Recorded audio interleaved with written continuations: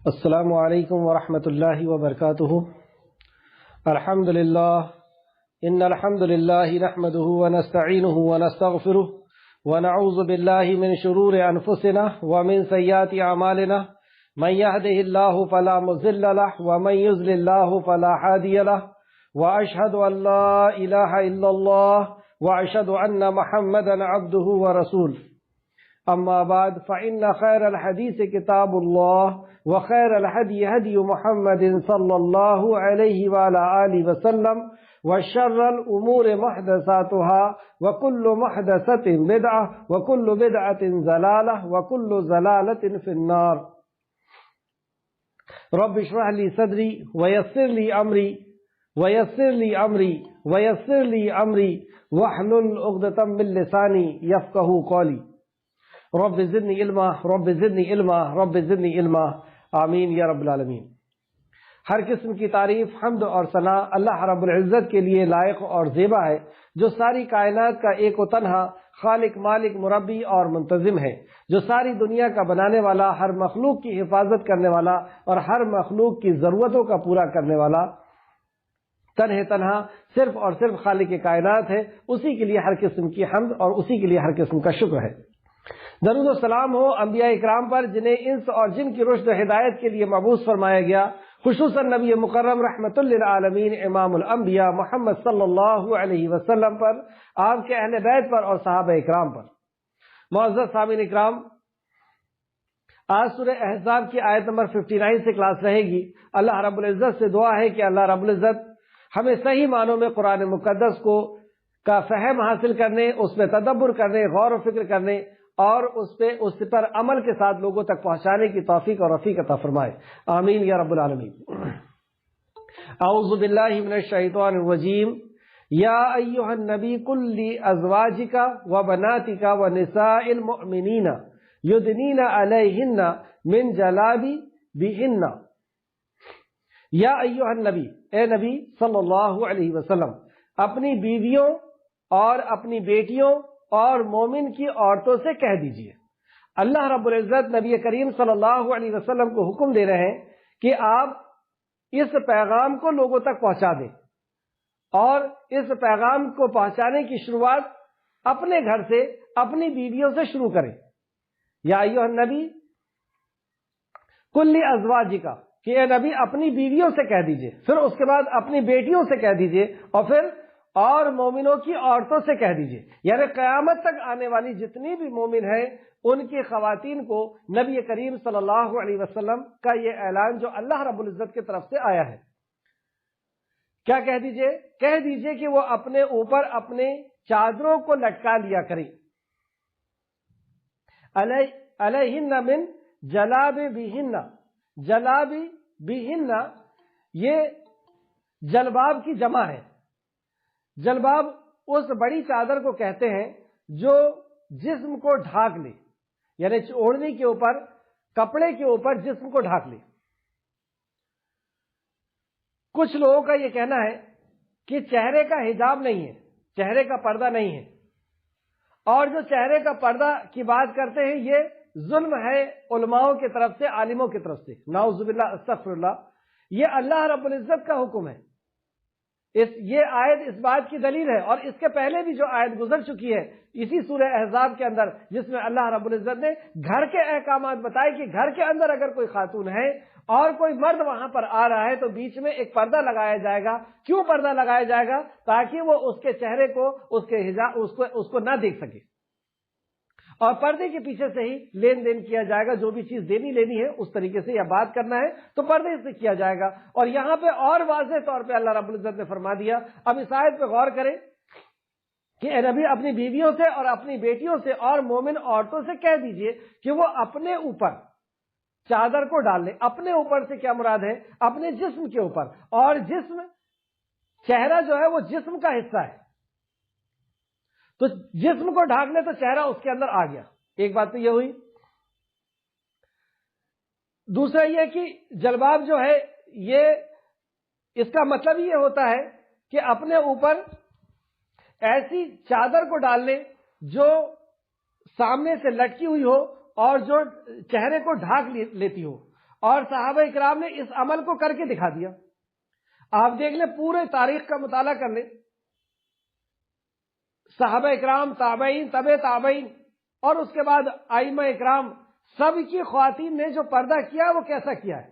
کیا چہرے کو کھول کر کے کیا ہے؟ یہ تو ابھی ابھی کی یہ فیشن آیا ہے کہ چہرہ کھلا رہے گا اور پردہ جو ہے وہ دل کا پردہ ہے اور آنکھ کا پردہ ہے، یہ سب کچھ نہیں ہے۔ تو اللہ رب العزت نے نبی مکرم کے گھر سے اس بات کو شروع کیا، تو گویا کہ ہمیں بھی اپنے گھر سے، اپنی بچی اور پھر ساری امت کی عورتوں سے یہ حکم دینا ہے یا یہ اس بات کو پہنچانا ہے کہ وہ اپنے اوپر اپنی چادروں کو ڈال لیں۔ کیا ہوگا اس سے؟ کیوں ڈال لیں؟ اور آپ دیکھ سکتے ہیں اس کی تفسیر میں سورہ نور کی آیت نمبر 31 میں 31 کے اندر بھی یہ اس کی کافی تفسیر آ جائے گی۔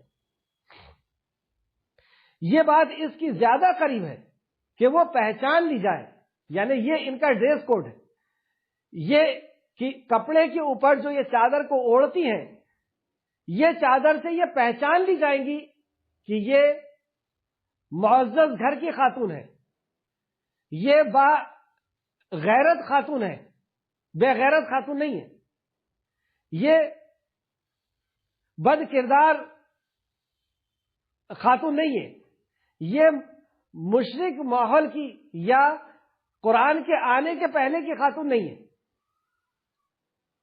دور جہالت کی یا مشرکوں میں سے یہ نہیں ہے، نہ دور جہالت میں سے ہے نہ مشرکوں، یہ قرآن کے آ جانے والے کے بعد والی خاتون ہے، یہ اس گھرانے کی خاتون ہے جس گھرانے میں اللہ رب العزت کو، نبی مکرم صلی اللہ علیہ وسلم کی بات کو مانا جاتا ہے۔ تو یہ پہچان لی جائے، اور پہچان لی جائیں گی تو کیا ہوگا ان کے ساتھ سلوک؟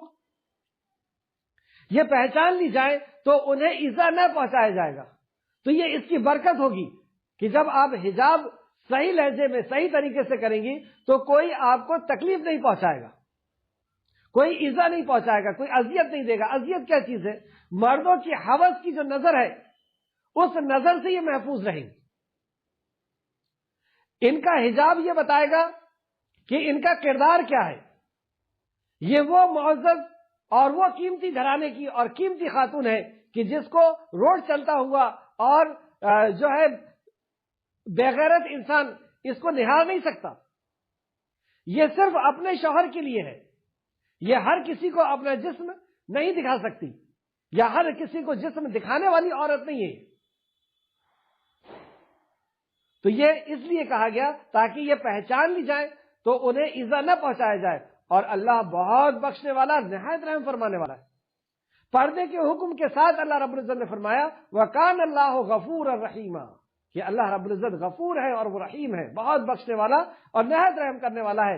یعنی اللہ رب العزت نے اپنے احکام کے ساتھ اس کی مغفرت اور رحمت کا وعدہ کیا کہ اس احکام کو حل کریں، اس احکام کو مانیں، اور اللہ رب العزت کی مغفرت اور اس کی رحمت سے کہ ہم امیدوار بنیں، اور اس کے احکام کو نہیں مانیں گے تو پھر اللہ رب العزت کے غضب کا انتظار بھی کریں۔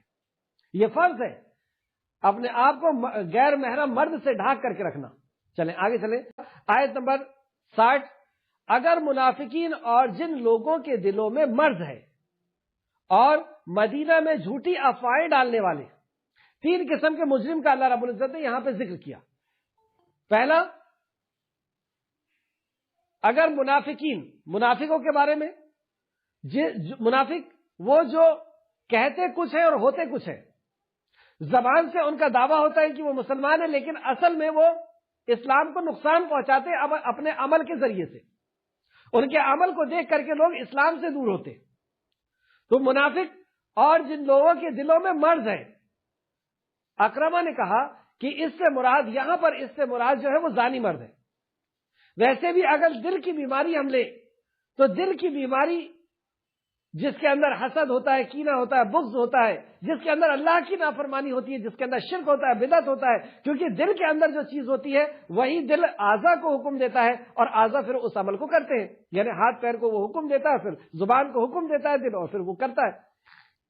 تو دوسرا وہ مرد جن لوگوں کے دلوں میں مرض ہے اور مدینہ میں جھوٹی افواہیں ڈالنے والے۔ مدینہ یہ ایک اسلامک ریاست تھی ہے، اور وہاں پر یہ لوگ جھوٹی افواہ ڈالتے تھے کہ فلاں فوج آنے والی ہے جو تمہیں ختم کر دے گی، فلاں لوگ آنے والے ہیں جو تمہیں مٹا کر کے ختم کر دیں گے، یا فوجیں آ رہی ہے یا تمہیں تباہ اور برباد کر دیا جائے گا. تو اس طریقے سے یہ ڈرایا کرتے تھے، دہشت والا ماحول کریٹ کرتے تھے، دہشت پھیلایا کرتے تھے. آج بھی آپ دیکھ سکتے ہیں کہ میڈیا کے ذریعے سے اور سوشل میڈیا، اور ہم لوگ اکثر و بیشتر، اللہ ہم سب کو محفوظ رکھے، کہ کوئی دہشت والی خبر ہمارے پاس آتی ہے اور ہم اسے وائرل کرنا شروع کر دیتے ہیں.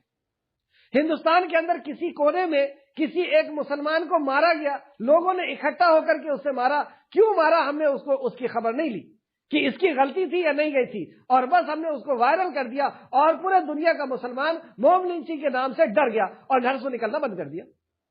یہ دہشت کا ماحول کون کریٹ کر رہا ہے؟ ہم خود کر رہے ہیں. وہاں مارا گیا، یہاں تو نہیں مارا گیا نا، اور یہاں کیوں مارا جائے گا؟ کیا ہمارا جرم ہے؟ کیوں ایسا کیا جائے گا؟ تو یہ دہشت کا ماحول کریٹ کرتے. کہیں ایک جگہ مسجد توڑی گئی، مسجد شہید کی گئی، ہو سکتا ہے کہ اس کو شہید کر کے دوسری مسجد وہاں پہ تعمیر کرنا تھا، لیکن اس کی ویڈیو بنا کر کے اس کو وائرل کر دی کہ اب ساری مسجدیں ٹوٹنے والی. ارے کیوں ٹوٹ جائیں گی؟ یہ ہمارا ملک ہے، ہم اس کے باشندے ہیں اور ہمیں آزادی ہے. آرٹیکل نمبر 25 کے مطابق ہمیں یہاں پر اپنے مذہب کا اعلان کرنے، اپنے مذہب پر عمل کرنے اور اپنے مذہب کا پرچار کرنے کی آزادی ہے ہمارے سنویدھان، ہندوستان کے سنویدھان کے اندر. ہندوستان کے سنویدھان، تو اس کے مطابق کیوں توڑ دیا جائے گا؟ تو ایسی جھوٹی افواہیں کہیں سے آئی اور اس کو وائرل کرنا شروع کر دیے اور ایک دہشت پھیلا رہے. یہ غیر نہیں، خود مسلمان بدتمیزی کر رہا ہے. تو یہ بھی ایک بہت بڑا جرم ہے. اور ان تینوں جرم کے ساتھ اللہ رب العزت فرماتا ہے اگر یہ باز آ جائے، اگر یہ باز نہ آئے تو ہم ضرور آپ کو ان پر مسلط کر دیں گے. اگر تو یہاں پہ آپ غور کریں، یہ باز نہ آئے، یہاں رحمان اللہ رب العزت جو رحمان اور رحیم رب ہے وہ انہیں پھر سے موقع دے رہا ہے کہ تم باز آ جاؤ، توبہ کر لو اور اپنی اس حسرت کو دور کر لو. یہ افواہوں کو پھیلانا، دہشت کا ماحول کریٹ کرنا، یہ دل کی بیماری اور یہ منافقت، اس سے نکل جاؤ، توبہ کر لو، استغفار کر لو، واپس آ جاؤ. اور اگر ایسا نہیں ہوا تو تمہارے اوپر، یہاں پر جو فرمایا گیا کہ تمہارے اوپر ضرور آپ کو مسلط کر دے گا. کس کے اوپر؟ کس کو مسلط کرے گا؟ یہاں پر جو مدینہ کے اندر جو مشرکین ہیں یا جو منافقین ہیں، جنہوں کی دل کی بیماری ہے یا جو افواہ پھیلا رہے ہیں، ان کے اوپر مسلط کرے گا. کسے؟ صحابہ اکرام کو، نبی مکرم صلی اللہ علیہ وسلم کو اور صحابہ اکرام کو. تو صحابہ کی طرح اگر ہمارا بھی ایمان ہو جائے، ہمارا بھی عمل ہو جائے تو اللہ کے ہاں بات بدلی نہیں جاتی. یہ اللہ رب العزت کا قانون ہے کہ میں تم کو ان کے اوپر مسلط کروں گا. لیکن کب؟ جیسے صحابہ کے جیسے ہم بنیں گے. جیسے اللہ نے فرمایا وَلَا تَهِنُوا وَلَا تَحْزَنُوا، تم ڈرو نہیں، تم گھبراؤ نہیں. ہاں، کیوں ڈریں گے، کیوں گھبرائیں گے؟ ساری کائنات کے خالق اور مالک کے سامنے سر جھکانے والے، اس کے سامنے ہاتھ پھیلانے والے ہیں، اس کے سامنے اپنے سر کو رکھنے والے ہیں، اس کی اطاعت اور فرمانبرداری کرنے والے ہیں. کیوں کسی ظالم سے ڈریں گے؟ ہمارے ساتھ ہمارا خالق ہے. تو اللہ نے فرمایا وَلَا تَهِنُوا وَلَا تَحْزَنُوا، نہ تم ڈرو نہ تم گھبراؤ، تم ہی سربلند رہو گے، تم ہی سربلند رہو گے. وقت کی بادشاہ تمہارے قدموں میں ہوگی. لیکن کب؟ شرط لگا دی اللہ رب العزت نے، ان کنتم مومنین، اگر تم مومن ہو تو صحابہ کرام مومن تھے اور اللہ رب العزت نے ان کے اوپر ان کو سلطنت دی. ان کے اوپر یہ جو اساماجک تتو تھے، جو دہشت پھیلانا چاہتے تھے، جو کاٹ مار کرنا چاہتے تھے، جو شراب، جوا، مرڈر اور چوری کرنا چاہتے تھے، جو عورتوں کے ساتھ کھیلتے تھے، جو بچیوں کو زندہ درگور کرتے تھے، جو خالق کا حق مخلوق کو دیتے تھے، اللہ رب العزت نے ایسے اساماجک تتو کے اوپر، ایسے لوگوں کے اوپر، مومنوں کو جو اللہ رب العزت کے ماننے والے ہیں، جو اس کے قانون کو ماننے والے ہیں، جو شراب، جوا، مرڈر، چوری سے دور رہنے والے ہیں، جو رب کا حق رب کو دینے والے ہیں، اللہ نے انہیں مسلط کیا. آپ اور ہم ایسے ہی ذلیل ہوتے رہیں گے اس وقت تک جب تک ہم مومن نہ ہو جائیں. اللہ ہم سب کو پکا اور سچا مومن بنا دے. آمین یا رب العالمین. تو یہ بات نہ آئے تو ہم ضرور آپ کو ان پر مسلط کر دیں گے. پھر وہ آپ کے قرب و جوار سے، یعنی اس مدینہ سے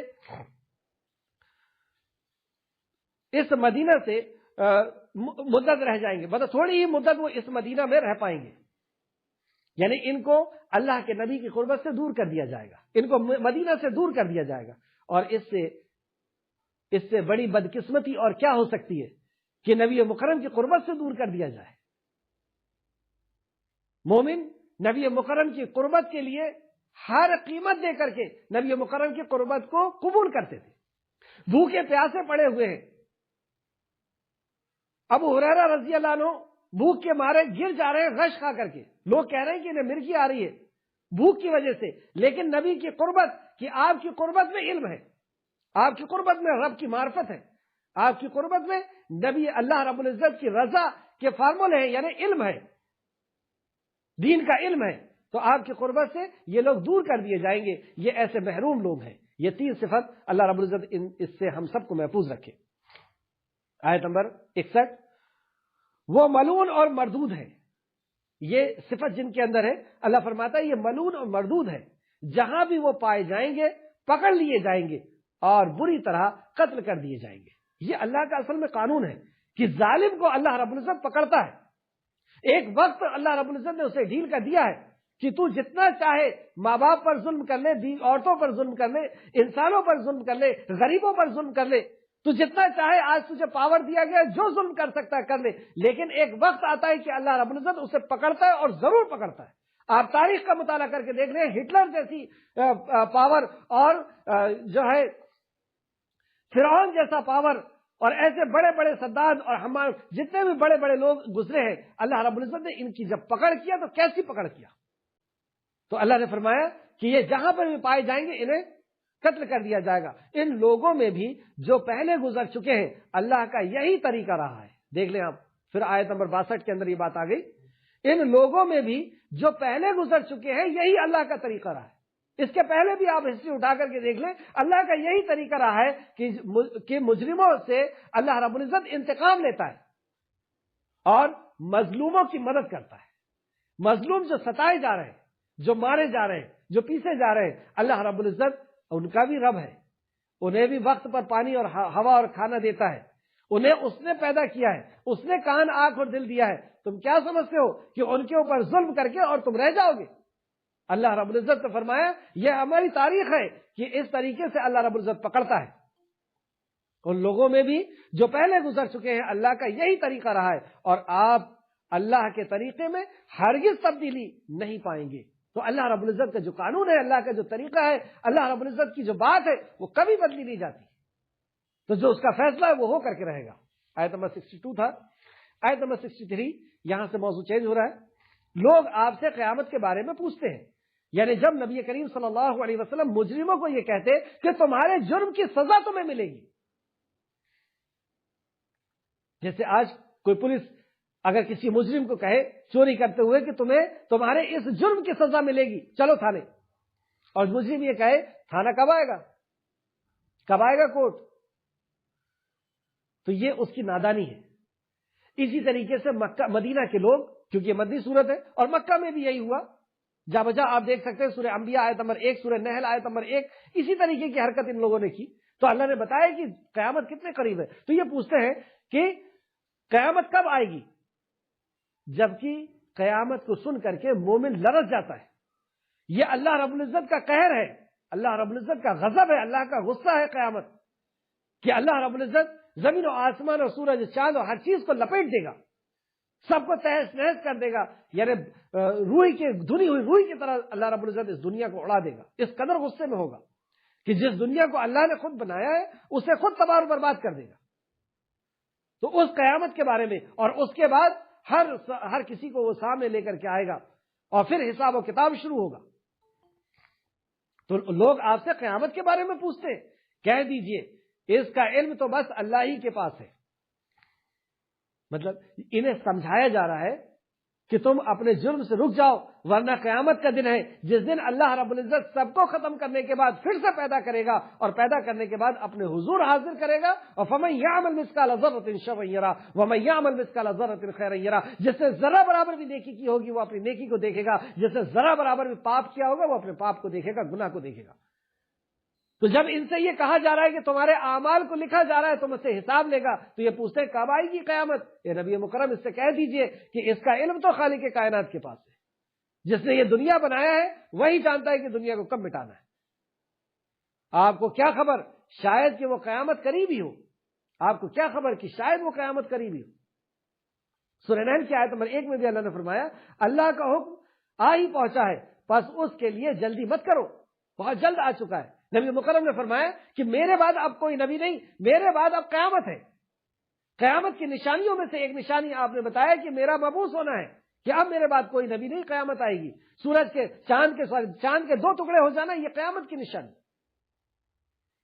اور بھی کئی قیامت کی نشانیاں جو آ چکی ہیں، اب قیامت قریب ہے. ویسے بھی اگر ہم دیکھیں تو ہماری موت یہ تو ہماری چھوٹی قیامت ہوگی.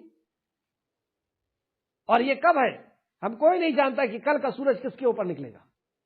تو موت تو ہمارے پیچھے لگی ہوئی ہے. ہر دن ہم قبر کے قریب جا رہے ہیں، ہر دن ہم اپنی آخری منزل کے قریب جا رہے ہیں. اور کون سا دن ہمارا آخری دن ہے، کون سی رات آخری رات ہے، یہ صرف اللہ رب العزت جانتا ہے. تو اللہ فرماتا ہے کہ شاید ہی وہ قریب ہو. بلا شبہ اللہ نے کافروں پر لعنت کی ہے. یعنی یہ عقیدہ رکھنے والا کہ مرنے کے بعد کوئی زندگی نہیں اور کوئی قیامت نہیں اور کوئی خالق کے سامنے حاضر نہیں ہونا، تو اللہ رب العزت اسے، یہ ہے کفر، یہ ہے اللہ رب العزت کے وعدے کا انکار. اللہ نے وعدہ کیا نا کہ مرنے کے بعد تمہیں پھر سے زندہ کروں گا، تو اس کے وعدے کا انکار. تو بلا شبہ اللہ کافروں پر لعنت کرتا ہے. یہ انکار کرنے والا، کافر یعنی انکار کرنے والا، یہ کسی ذاتی کا نام نہیں ہے. یہ ایک سوچ کا، ایک مینٹلٹی کا، ایک عقیدے کا نام ہے جو یہ عقیدہ رکھتا ہے کہ دنیا کا کوئی بنانے اور چلانے والا نہیں، جو یہ عقیدہ رکھتا ہے کہ مرنے کے بعد کوئی زندگی نہیں، جو یہ عقیدہ رکھتا ہے کہ قرآن اللہ کا کلام نہیں، جو یہ عقیدہ رکھتا ہے کہ محمد صلی اللہ علیہ وسلم اللہ کے نبی نہیں. یہ ایسی سوچ رکھنے والے کو کافر کہتے ہیں. تو بلا شبہ اللہ نے کافروں پر لعنت کی ہے. یہ لعنت کیا ہوتی ہے؟ لعنت یعنی اللہ رب العزت کی رحمت سے دوری، اللہ رب العزت کے عذاب. تو اللہ نے کافروں پر لعنت کی ہے اور ان کے لیے خوب بھڑکتی ہوئی آگ تیار کر رکھی ہے. اللہ ہم سب کو اس آگ سے محفوظ رکھے، آمین یا رب العالمین. آیت نمبر 65، وہ اس میں ہمیشہ ابد تک رہیں گے. اب دیکھیں یہ کافر کیوں بن گئے؟ کیا وجہ تھی کہ انہوں نے آخرت کی ملاقات کا انکار کر دیا؟ کیا وجہ تھی کہ اللہ کی ملاقات کا انکار کر دیا؟ کیا وجہ تھی کہ انہیں کافر کا لقب دے دیا گیا؟ کیونکہ انکار کیا تو کافر کا لقب دیا. تو انکار کیوں کیا؟ اب آپ سنیں، وہ اس میں ہمیشہ ابد تک رہیں گے اور ان کا جرم اتنا خطرناک ہے کہ یہ جہنم سے نکالے نہیں جائیں گے، ابد تک رہیں گے. وہ اپنا کوئی دوست اور کوئی مددگار نہیں پائیں گے. یہ ایسا جرم ہے کہ ان کی دوستی اور ان کی مدد کے لیے کوئی بھی اللہ رب العزت کی طرف سے نہیں آ سکتا. جس دن آگ میں ان کے چہرے الٹ پلٹ کیے جائیں گے. اللہم اجرنی من النار، اللہم اجرنی من النار، اللہم اجرنی من النار. یہ جہنم کی آگ جس کے تعلق سے نبی کریم صلی اللہ علیہ وسلم نے فرمایا کہ اس دنیا کی آگ سے 69 گنا تیز. اور اس آگ میں جس چہرے کو ہم سب سے زیادہ جس کا خیال رکھتے ہیں، جس کی حفاظت کا، جس کی خوبصورتی کا، جس کے حسن کا ہم سب سے زیادہ خیال رکھتے ہیں، اس چہرے کو آگ میں بھونا جائے گا. کس نے بتایا؟ یہ خالق کائنات کے کلام میں اللہ رب العزت نے نازل فرما دیا. یہ وہ کلام ہے جس کو آج تک نہ کوئی بدل سکا نہ بدل سکے گا.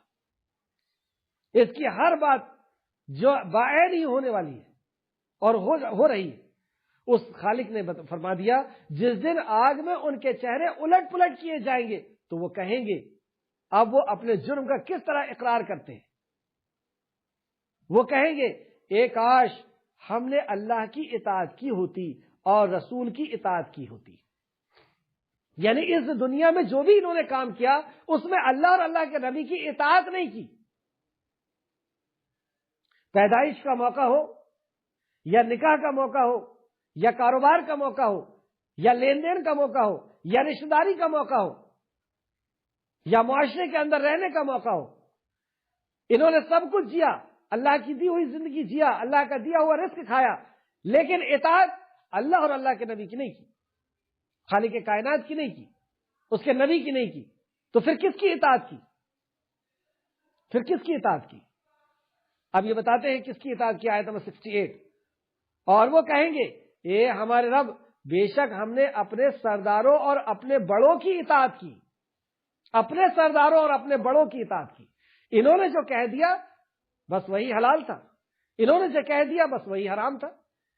انہوں نے جو کہہ دیا کہ اس طریقے سے پیدائش کے بعد یہ رسم کیے جائیں گے، نکاح میں اس طریقے سے رسم کیے جائیں گے، وہاں رشتہ ہوگا، ایسا ہوگا ویسا ہوگا، اس طریقے سے لین دین ہوگا، اس طریقے سے، تو یہ بڑوں کی بات مانے قرآن و حدیث کے خلاف بغیر تحقیق.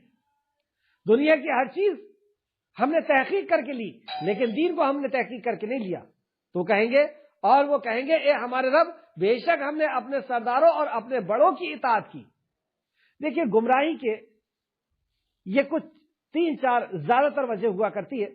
یا تو آدمی اپنے نفس کی وجہ سے اللہ اور اللہ کے نبی کی نافرمانی کرتا ہے، یا پھر جیسے اس آیت میں بتایا گیا کہ بڑوں نے جو کیا ہے جو کہا ہے اس کے حساب سے وہ چلتا ہے، یا یہ کہا کہ اکثریت ایسا کر رہی ہے، زیادہ لوگ ایسا کر رہے ہیں تو بس اسی طریقے سے وہ ایسا کرنے لگا.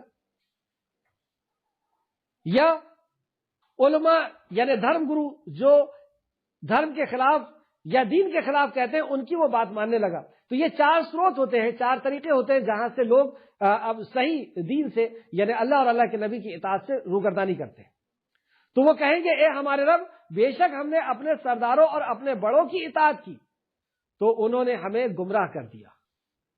جس کی بھی اطاعت ہم بغیر دلیل کے کریں گے، بغیر یہ جانے کہ یہ حکم اللہ کا اللہ کے نبی کا ہے یا نہیں ہے، اور ہم اندن اس کو مانتے چلے جائیں گے، بھیڑ کی طرح اس کے پیچھے چلتے چلے جائیں گے تو ہمیں وہ گمراہ کر کے اور جہنم تک پہنچا دے گا. تو یہ جہنم میں جن کے چہرے بھونجے جا رہے ہیں وہ یہ بتائیں گے کہ یہاں آنے کی وجہ ہماری یہ تھی کہ ہم نے اللہ اور اللہ کے نبی کی اطاعت نہیں کی تھی اور ہم نے بڑوں کی اطاعت کی تھی. انہوں نے جو کہہ دیا وہ ہمارے لیے قانون تھا، انہوں نے جو کہہ دیا وہ ہمارے لیے شریعت تھی، انہوں نے جو کہہ دیا وہ ہمارے لیے حلال و حرام تھا. اللہ ہم سب کو محفوظ رکھے. اللہم اجرنی من النار. اے ہمارے رب ان کو دگنا عذاب دے. اب وہ وہاں پر کہہ رہے ہیں یہاں پر بڑے چھوٹتے نہیں تھے، کوئی بھی زندگی کا کسی بھی موڑ کے اندر رہے بڑے نہیں چھوٹتے تھے، جو بڑے نے کہا ہے بس وہی کریں گے. لیکن وہاں پہ کیا کہہ رہے ہیں؟ وہاں پہ بڑے چھوٹ نہیں گئے، نفرت ہو گئی ان سے، ان کے لیے بددعا کر رہے ہیں. یہاں پہ چھوڑنے کی ضرورت ہے. وہاں چھوڑنے سے، وہاں لعنت اور ملامت کرنے سے، وہاں بددعا کرنے سے کچھ فائدہ نہیں ہونا ہے. یہاں پر اگر ہم چھوڑ دیں گے اور اللہ کے نبی کی ساتھ کو ہم پکڑ لیں گے، ان کی اطاعت اور فرمانبرداری کریں گے تو ہم بچ سکتے. تو اے ہمارے رب ان کو دگنا عذاب دے اور ان پر بڑی سخت لعنت کر. یہ ایسا وہاں پہ کہیں گے. اور بھی دوسری جگہ آتا ہے کہ اسی طریقے کی باتیں وہ لوگ وہاں پر کہیں گے. یہ جو آیت ہے اس کی تفسیر میں ایک آیت اور نوٹ کریں آپ، سورہ فرقان حق اور باطل کو جدا کرنے والی. سورہ فرقان آیت نمبر 27 سے 29، 27 سے 29. اس میں اللہ فرماتا ہے اور جس دن ظالم اپنے دونوں ہاتھوں پر کاٹیں گے اور کہیں گے، جس دن ظالم اپنے ہاتھوں کو کاٹیں گے. آپ دیکھیں گے جب کوئی بہت مصیبت اور پریشانی کا وقت آتا ہے تو آپ نے لوگوں کو ناخن کاٹتے ہوئے دیکھے ہوں گے. یہ حشر کا میدان ایسا ہولناک میدان ہوگا، ایسا ہولناک دن ہوگا کہ جہنم سامنے ہوگی، سورج 1 میل پر ہوگا اور نفسا نفسی کا عالم ہوگا. آدمی اس قدر دہشت میں ہوگا کہ وہ اپنے ہاتھوں کو چبائے گا، ناخن نہیں ہاتھ چبائے گا، اور کہے گا اے کاش میں نے پیغمبروں کے ساتھ راستہ اختیار کیا ہوتا. وہ کہے گا کاش میں نے پیغمبروں کے ساتھ یعنی نبی کی بات کو میں نے مانا ہوتا، دنیا میں اطاعت اور فرمانبرداری نبی کی کیا ہوتا، اپنا آئیڈیل، اپنا رہبر، اپنا رہنما نبی کو بنایا ہوتا.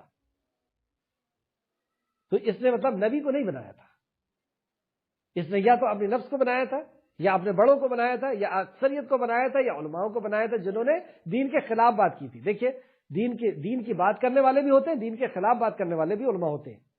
ہائے شامت یعنی ہمیں تحقیق کرنا ہوگا کہ کس کی بات اللہ اور اللہ کے نبی کی اور صحابہ اکرام کے منہج سے ملتی ہے.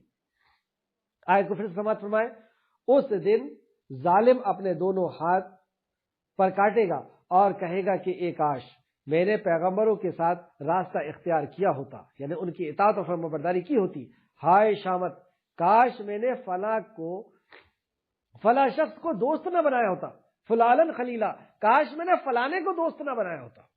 آپ دیکھیں جو بھی اچھائی ہمارے اندر آتی ہے اور جو بھی برائی ہمارے اندر آتی ہے وہ ہمارے دوست سے آتی ہے، وہ ہمارے فرینڈ سے آتی ہے. اور دوست جو ہوتا ہے، دیکھیے مومن بننے کے لیے 4 بیسک چیزیں، ان میں سے کوئی ایک چیز بھی اگر کم ہوئی تو مومن نہیں بن سکتے. اس میں سب سے پہلا یہی ہے کہ آپ کی سنگت صحیح ہو. آپ جس سے علم سیکھ رہے ہیں یا جس کے ساتھ آپ رہ رہے ہیں وہ صحیح ہو، دوسرا توحید، تیسرا قرآن اور چوتھا حدیث۔ تو قرآن کو اپنے اندر جذب کر لینا اور حدیث کو اپنے اندر جذب کر لینا، یعنی اس پر عمل کرنا۔ تو دوستی، جو آدمی یہ کہے گا جہنم میں جانے کے بعد، یہ بہت اہم مسئلہ ہے کہ جہنمی کیا کہے گا جہنم میں کہ کاش میں نے فلانے کو دوست نہ بنایا ہوتا، فلانا خلیلا۔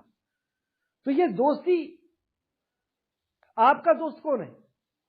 کیسے پتا چلے گا کہ میرا دوست کون ہے؟ دوست کے اندر چند صفات ہوتی ہے، وہ صفت جس کے اندر ہے آپ سمجھ لیں کہ وہ آپ کا دوست ہے۔ اب ہمارا دوست کون ہے، ہم یہاں پہ 1 منٹ کے اندر فیصلہ کریں گے۔ دوست وہ ہوتا ہے جس کے ساتھ راز کی بات شیئر کی جاتی ہے، راز کی بات جس سے ہم شیئر کرتے ہیں وہ ہمارا دوست ہے۔ دوسرا، خالی وقت جس کے ساتھ گزارنا پسند ہوتا ہے وہ ہمارا دوست ہے۔ تیسرا، جس کا ہم لحاظ کرتے ہیں، یعنی جس کی نافرمانی نہیں کر پاتے، جس نے جو کہہ دیا وہ ہم کرتے ہیں، یہ یعنی جس سے ہمارا دلی محبت جس کے ساتھ ہوتی ہے۔ اب آپ نے سمجھ گئے ہوں گے کہ یہ کس کے ساتھ آپ لوگ کرتے ہیں، یعنی خالی وقت کس کے ساتھ گزارنا پسند ہے، راز کی بات شیئر کرنا، اور جس کا لحاظ کرنا، جس کی بات کا انکار نہ کر پانا۔ تو یہ دلی محبت جس سے ہے وہ آپ کا دوست ہے۔ اب یہ دوست باپ بھی ہو سکتے ہیں، بھائی بھی ہو سکتا ہے، شوہر بھی ہو سکتا ہے، یا آپ کے ساتھ کام کرنے والا بھی ہو سکتا ہے، آپ کے ساتھ پڑھنے والا بھی ہو سکتا ہے، آپ کا پڑوسی بھی ہو سکتا ہے۔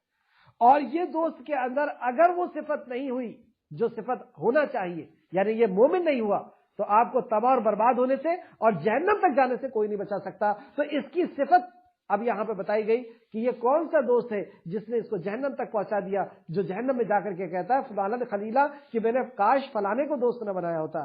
تو وہ اس کے تعلق سے اللہ فرماتا ہے اس نے مجھ کو، یہ جہنم میں جانے کے بعد کیا کہہ رہا ہے، جہنم میں جلتا ہوا یہ کہہ رہا ہے کہ کاش میں نے فلانے کو دوست نہ بنایا ہوتا، اس نے مجھ کو کتاب نصیحت کے میرے پاس آ جانے کے بعد بہکا دیا۔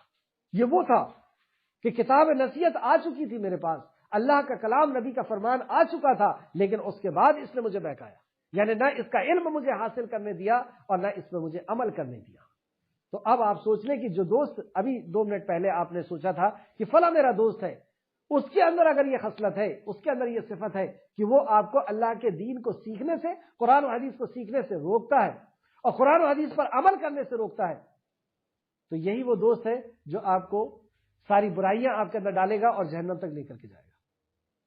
انسان دوست کے دین پر ہوتا ہے، جیسا دوست ہوتا ہے، دل جو ہمارا اللہ نے بنایا یہ نصیحت لیتا ہے، یہ اثر لیتا ہے، یہ اچھی اور بری چیز کا اثر لیتا ہے۔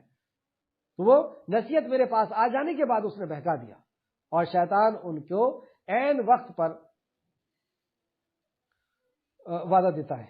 یہ تھی آیت نمبر سورہ فرقان، آیت نمبر 27 سے 29 تک۔ اللہ رب العزت ایسی دوستی سے ہمیں محفوظ رکھے اور ایسی دوستی کو چھوڑ دینے کی ہمیں توفیق اور رفیق عطا فرمائے۔ ہمیں ایسا ساتھی عطا اللہ رب العزت فرمائے جو آخرت یاد دلائے، جو ہمیں کتاب و سنت سے جوڑے، جو ہمیں کتاب و سنت پر عمل کرنے کی رغبت دلائے، آمین یا رب العالمین۔ آیت نمبر 69، اور اس کے بعد یہ آیت آ رہی ہے، اس کا اس آیت سے کیا تعلق ہے اس پہ بھی غور کریں گے۔ یا ایھا النبی یا ایھا الذین آمنوا، اے وہ لوگوں جو ایمان لائے ہو۔ یہاں پہ خطاب ایمان والوں سے، اور ہم جیسے ایمان کا دعویٰ کرتے ہیں یا ہم یہ کہتے ہیں کہ انشاءاللہ ہم ایمان والے ہیں، تو ہمیں چوکنا ہو جانا چاہیے کہ ہمارا خالق ہمارے لیے کیا حکم دیتا ہے۔ اے ایمان والوں، تم ان لوگوں کی طرح نہ ہو جانا جنہوں نے موسیٰ کو ایذا دیا، موسیٰ علیہ السلام کو تکلیف پہنچائی، پھر اللہ نے ان کی جھوٹ بات سے بری کر دیا جو انہوں نے کہی تھی۔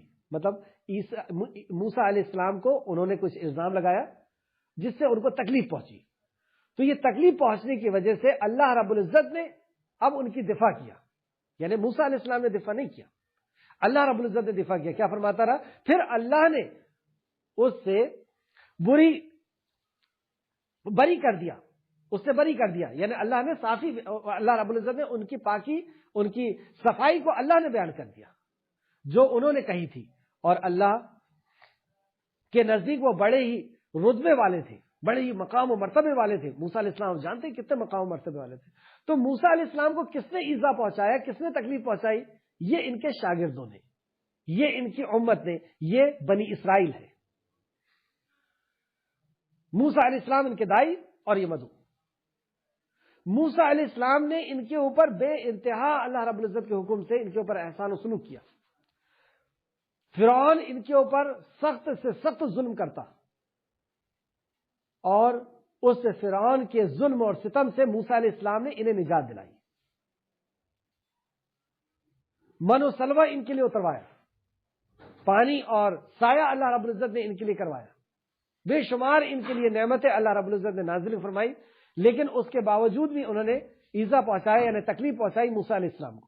کیا ایذا پہنچایا؟ اچھا یہاں پہ یہ بھی غور کریں کہ موسیٰ علیہ السلام کو تکلیف پہنچا رہے ہیں, جبکہ موسیٰ علیہ السلام نے ان کے اوپر بے انتہا احسان کی. انہیں سب سے بڑا احسان یہ کہ انہیں آزاد بھی, بڑے احسانوں میں سے انہیں آزاد کرایا اور انہیں تورات کا علم دیا. ان کے اوپر من و سلوہ, ان کے اوپر بے شمار نعمتیں نازل فرمائی.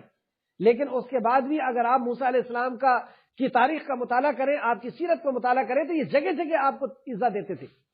جب دریا کے پاس پہنچے, سمندر کے پاس پہنچے, تو کہتے ہیں کہ اے موسیٰ تم اور تمہارا رب لڑ لو, اور یہ کہتے ہیں کہ اے موسیٰ تم نے لا کر کے ہم کو یہاں پھنسا دیا, ادھر دریا ہے اور ادھر فرعون ہے. اور اسی طریقے سے جب موسیٰ علیہ السلام نے کہا کہ تورات کو مضبوطی سے پکڑ لو, تو کہا کہ نہیں ہم نہیں پکڑیں گے جب تک اللہ کو دیکھ نہ لیں. موسیٰ علیہ السلام نے کہا کہ اللہ نے گائے ذبح کرنے کہا کہ, تو کہا کہ اس کا کلر کیسا ہے, عمر کیا ہے, فلاں ہے فلاں ہے, ہمیشہ ایذا دیتے رہے. لیکن موسیٰ علیہ السلام نے اس کا جواب کیا دیا, یہ بات غور کرنے کی ہے.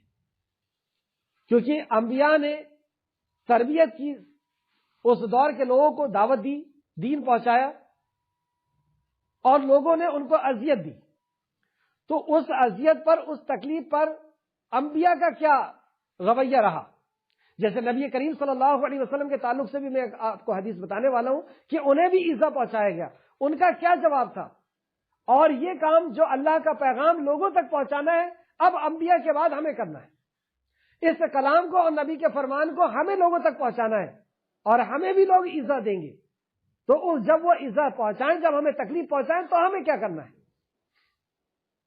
موسیٰ علیہ السلام کو جب ایذا پہنچائے, اور کیا ایذا تھا, اس میں کیا تکلیف پہنچائی تھی, وہ ہم دیکھتے ہیں. اسے امام بخاری نے روایت کیا, بخاری شریف حدیث نمبر 3401. بنی اسرائیل موسیٰ علیہ السلام کو کہتے ہیں, کیونکہ موسیٰ علیہ السلام بہت باحیا تھے اور پردے کا بہت زیادہ اہتمام کرتے تھے, یعنی اپنے جسم کو بھی وہ ڈھانک کر کے رکھتے تھے. پردے سے مراد اپنے جسم کو وہ ڈھانک کر کے رکھتے تھے, کیونکہ مرد کو بھی مرد سے جسم کو چھپانا ہے. ان کے سامنے وہ برہنہ نہیں ہو سکتا, ناف سے لے کر کے اور گھٹنے تک, ناف سے لے کر کے گھٹنے تک مرد کو بھی کے بھی سامنے برہنہ نہیں ہو سکتا. تو موسیٰ علیہ السلام لیکن بہت زیادہ باحیا تھے اور باپردہ تھے, تو وہ انسانوں سے بھی اپنے آپ کو چھپا کر کے رکھتے تھے. تو انہوں نے کہا کہ یہ نہاتے ٹائم یا ادھر ادھر جاتے ٹائم اپنے آپ کو برہنہ نہیں کرتے مردوں کے سامنے, یہ بہت اپنے آپ کو چھپاتے ہیں. اور اس پر الزام لگا دیا, اور یہ کہتے ہیں کہ ان کے جسم میں عیب ہے اس لیے چھپاتے ہیں, ان کے اوپر برس کی بیماری ہوگی اس وجہ سے یہ چھپاتے ہیں, ان کی ہڈیاں وغیرہ یا جسم کی کوئی چیز پھولی ہوئی ہوگی اس لیے چھپاتے ہیں, یا یہ کہتے ہیں یہ بہت بڑی آفت میں مبتلا ہیں اس لیے موسیٰ اپنے جسم کو چھپاتے ہیں. اب موسیٰ علیہ السلام پر ان کے جسم کے اوپر الزامات لگ رہے ہیں. ہم ہوتے تو کیا کرتے؟ اگر آج ہم کسی کو پڑھا رہے ہیں, اور میں اس لیے کہہ رہا ہوں کیونکہ یہ جس سیٹ پہ میں بیٹھا ہوں اس سیٹ پہ آپ سب بیٹھنے والے ہیں انشاءاللہ تعالی, اور میں اللہ رب العزت سے دعا کرتا ہوں کہ میرے سے جو بھی پڑھ رہا ہے, یا اللہ اسے مجھ سے بڑا عالم بنا اور مجھ سے زیادہ اسے علم دے, اور وہ لوگوں تک اس پیغام کو پہنچائیں تاکہ شرک اور بدعت, کفر اور ضلالت اس دنیا سے ختم ہو جائے. ہم سب اس پیغام کو لوگوں تک پہنچانے والے ہیں, تو ہمیں بھی ایذا دیا جائے گا, ہمیں بھی تکلیف پہنچائی جائے گی, ہمیں پر الزام لگائے جائیں گے, تو ہم کیا کریں اس وقت؟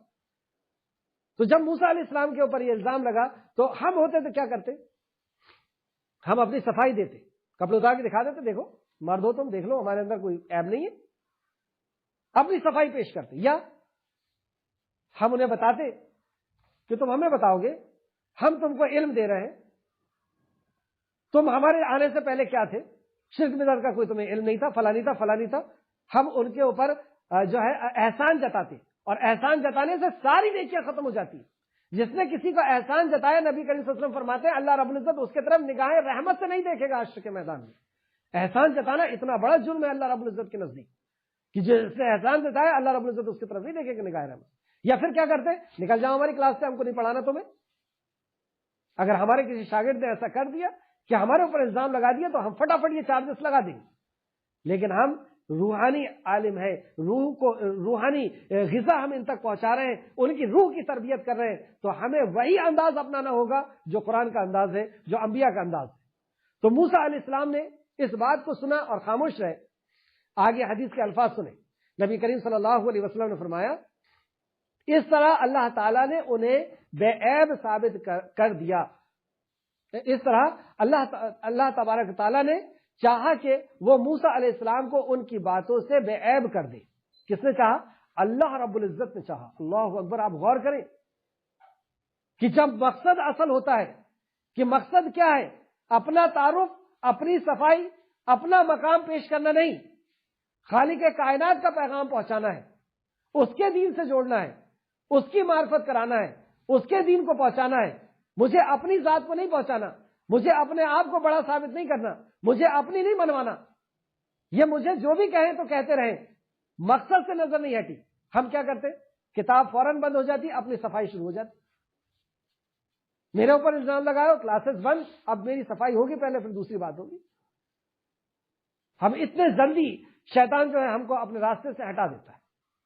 ہم سب کو یہی کام کرنا ہے، اس لیے سمجھ لیں اچھی طرح کہ ایسے بہت سے موڑ آتے رہیں گے۔ تو موسیٰ علیہ السلام نے ایسا کچھ نہیں کیا، اور جب بندہ ایسا نہیں کرتا اور اس کی نظر اللہ رب العزت کے دین کی طرف اور اس کے دین کو لوگوں تک پہنچانے کی طرف ہوتی ہے تو اللہ رب العزت پھر اس کے طرف سے صفائی پیش کرتا ہے۔ کیا فرمایا نبی مکرم نے؟ اللہ تعالیٰ نے چاہا کہ موسیٰ علیہ السلام کو ان کی باتوں سے بے عیب فرما دے۔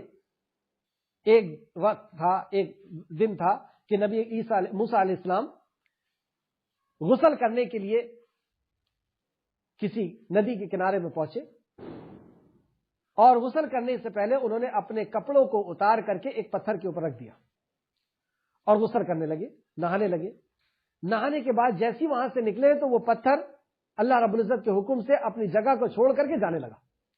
موسیٰ علیہ السلام پریشان ہو گئے کہ یہ جا رہا ہے، اب میں کیسے کپڑے پہنوں گا، کیسے میں باہر نکلوں؟ لیکن اب اس کے علاوہ کوئی راستہ نہیں تھا۔ انہوں نے اپنے عصا کو لیا اور اس پتھر کے پیچھے دوڑنے لگے۔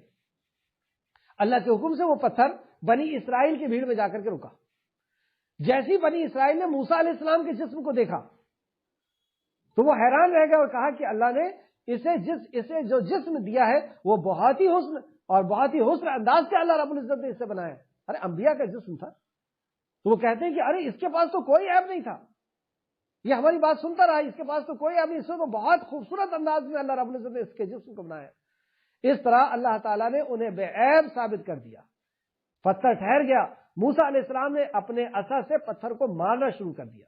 نبی رحمت صلی اللہ علیہ وسلم فرماتے ہیں کہ اللہ کی قسم موسیٰ علیہ السلام نے اپنے عصا کو اس پتھر پہ مارا، اس پہ 3-4 نشان اس کے اندر آ گئے۔ یہ بخاری شریف کی حدیث ہے، حدیث نمبر 3401۔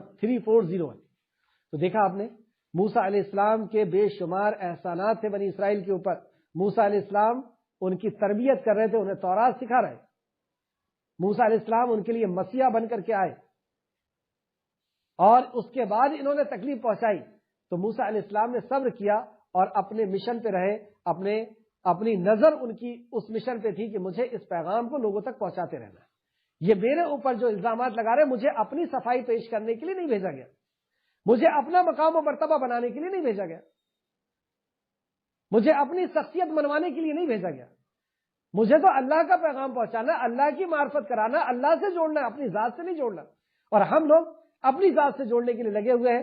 اگر یہ عقیدہ نہیں بدلے اور اپنی سوچ نہیں بدلے تو اللہ رب العزت بھی ہم سے کام نہیں لے گا انشاءاللہ۔ ہم اپنے آپ کو بدلیں، ہمارا فکر صرف یہی ہو کہ اللہ رب العزت کا دین لوگوں تک پہنچ جائے اور یہ کفر اور شرک مٹ جائے۔ چلے اب دوسری حدیث دیکھتے ہیں۔ نبی کریم صلی اللہ علیہ وسلم کے اوپر عزا پہنچایا گیا۔ یہ اصل میں داعی کے اوصاف ہے، انبیاء کے اوصاف ہے نا، اور یہ انبیاء کا کام اب کون کرے گا؟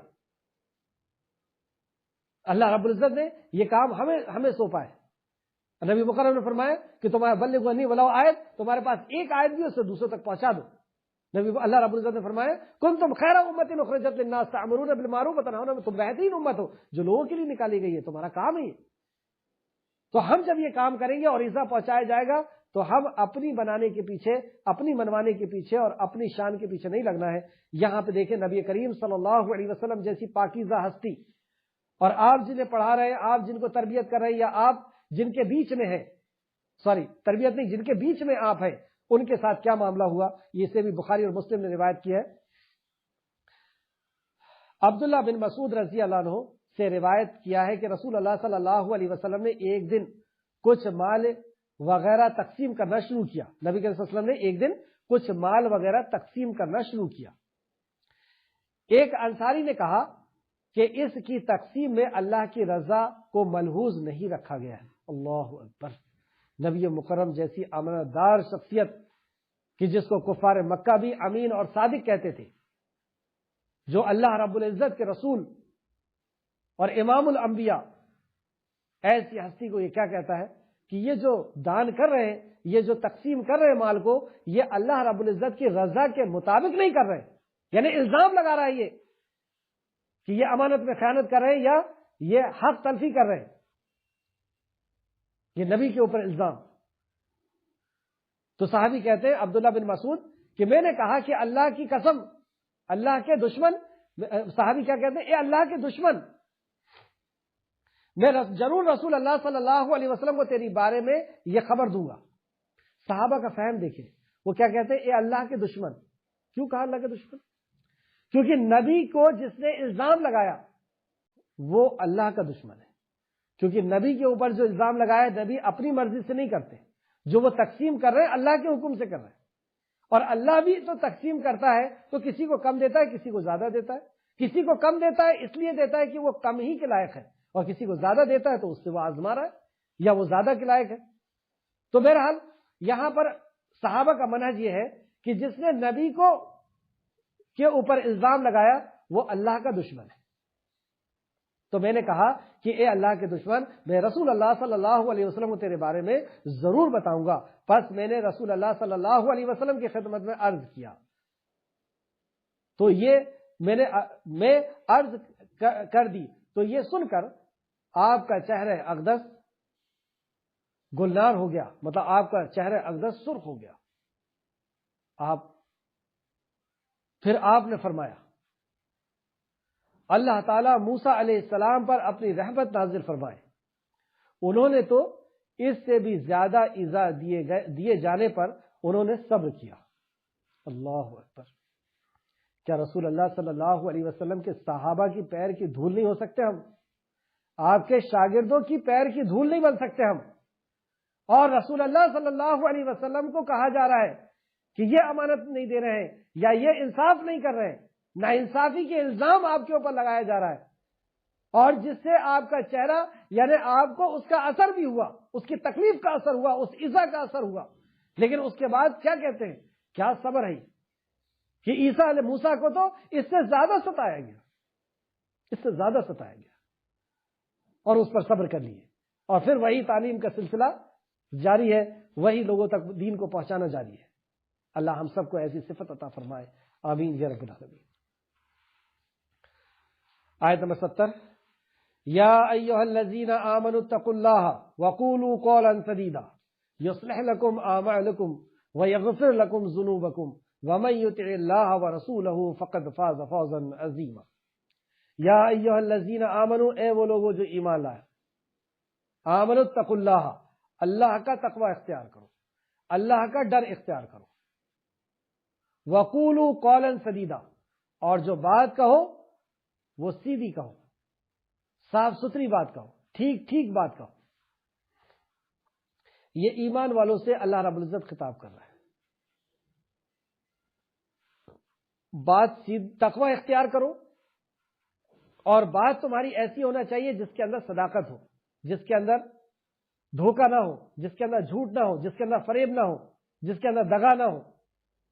صاف ستھری بات، وہ بھلی دین پہنچانے کی بات ہو یا آپسی لین دین کی بات ہو یا گھر کے اندر رہنے کی یا معاشرے کے اندر رہنے کی، تمہاری قول جو ہے، تمہاری زبان، یہاں پہ زبان کی اہمیت بتائی گئی.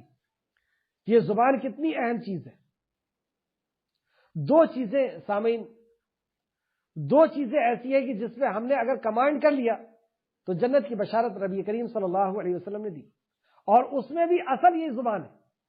آپ نے فرمایا کہ شرمگاہ کی اور زبان کی اور شرمگاہ کی حفاظت کی ذمہ داری لے لو، یا اس کے گواہی لے لو، اور میں تمہیں ضمانت دے لو، میں تمہیں جنت کی ضمانت دیتا ہوں. تو یہ زبان ہے جس کے تعلق سے اللہ رب العزت فرماتا ہے یا ایھا الذین آمنوا اتقوا اللہ، اللہ کا تقوی اختیار کرو، اللہ سے ڈرو. اللہ تمہیں دیکھ رہا ہے، سن رہا ہے، جان رہا ہے. وقولوا قولا سدیدا، اور بات صاف ستھری اور سیدھی سیدھی کہو. کیا ہوگا اس سے؟ یصلح لکم اعمالکم، اللہ تمہارے اعمال کی اصلاح کرے گا. اعمال کی اصلاح یعنی تمہاری شخصیت کے اندر نکھار پیدا کرے گا، تمہاری پرسنالٹی کو جو ہے وہ مزین کرے گا، اس کو سنوارے گا تمہاری پرسنالٹی کو. ہم کیا سمجھتے ہیں کہ اچھے سوٹ ووٹ پہن لینے سے ہماری پرسنالٹی جو ہے وہ ڈیولپ ہو جائے گی. اچھی لینگویج ہم سیکھ لیں گے تو کیا اگر آپ انگلش میں لوگوں کو دھوکہ دینا نہ شروع کر دیں، جھوٹ بولنا، غیبت کرنا، دھوکہ فریب کرنا، ڈاکہ ڈالنا انگلش میں اگر شروع کر دیں تو کیا آپ کی شخصیت میں نکھار آ جائے گا؟ اگر ہم یہ چاہتے ہیں کہ ہم سکسیس ہو جائیں، کیونکہ پرسنالٹی ڈیولپمنٹ آدمی اس لیے کرتا ہے تاکہ وہ سکسیس ہو جائے. تو یہاں پہ دونوں چیز اللہ رب العزت نے اس آیت نمبر 70 اور 71 کے اندر بتایا کہ تمہاری پرسنالٹی، تمہاری شخصیت کے اندر نکھار کیسے آ سکتا ہے.